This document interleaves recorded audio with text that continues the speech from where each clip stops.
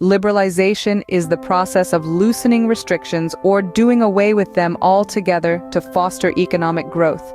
It involves all those actions that aim to eliminate or loosen economic policies, rules, administrative controls, processes, etc., hindering a country's economic development. The idea is to make trade conditions more liberal with the world, ensuring not only economic development but also the comprehensive and multifaceted progress of the nation.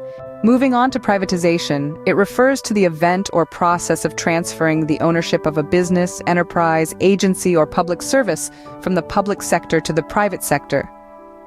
In a broad sense, privatization refers to the transfer of any government function to the private sector, including revenue collection and law enforcement. The term privatization has also been used to describe two unrelated transactions. The first is buying, as in a majority company buying all the shares of a public corporation or company-owned stock, which is privatization of publicly traded stock, often referred to as private equity.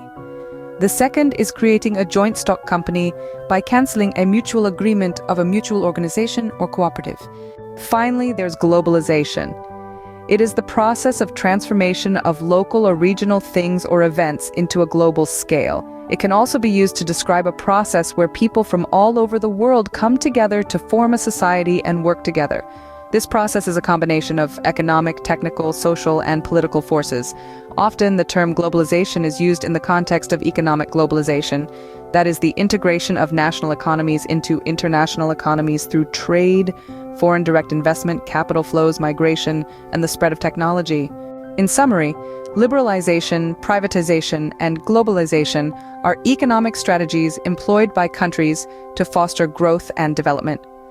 Liberalization eases restrictions to stimulate economic growth. Privatization transfers ownership from the public sector to the private sector, and globalization integrates national economies into the international economy. That's it for today's discussion. Stay tuned for more enlightening content.